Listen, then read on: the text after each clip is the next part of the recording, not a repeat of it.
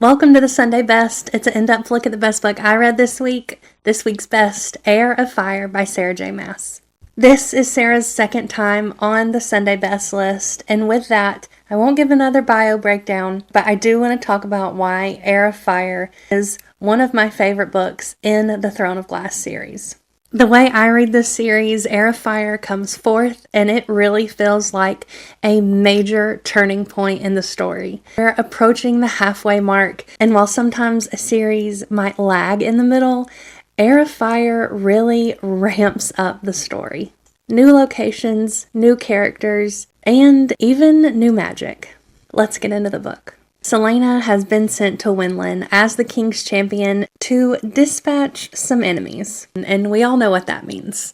Nothing's really going to happen. However, she is ready to embrace her destiny. She is going to learn all that she can about magic and the word gates to try and stop the king. While this has been our main storyline so far, this is just the tip of the iceberg in Heir of Fire. We almost immediately meet a brand new character. Rowan. While he is our token grumpy fae male, he becomes an integral part of Celaena's training and her story. Rowan will be Celaena's ticket to Queen Maeve, her aunt and Queen of the Fae, who has answers about the word gates that no one else does. Right as we're starting to settle into Celaena's training, we get hit with a brand new cast of characters.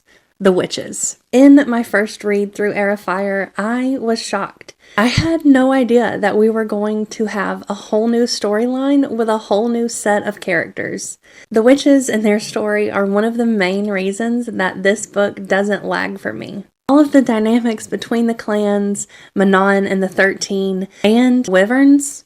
I love this storyline and that we're getting an inside look at the king's plans. It feels like we're getting information that we shouldn't, and that we can take it and share it with Celaena and Dorian and Chaol and help them fight the battle against the king.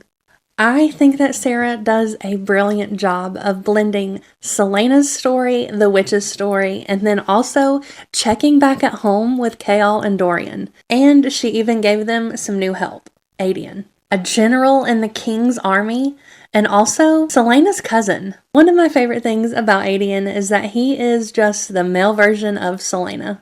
While he may work for the king, he is certainly not following the king's orders. And just like his cousin, he is willing to do whatever it takes to see the king's reign come to an end. I love that he joins forces with Dorian and Chaol and helps with the plan to bring down the king from within. This book really feels like the beginning of Act 2 for the Throne of Glass series. Sarah does a wonderful job of switching between each character's point of view and giving us enough to keep us interested in each of the 3 different storylines. This is a masterclass in how to keep your readers captivated in the middle of a series. My 5th time through the series, and I am still finding new information with every read.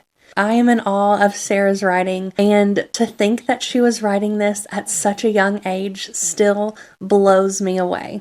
Thank you so much for joining me for the Sunday Best. If you have read Heir of Fire, congratulations on reading a spectacular book.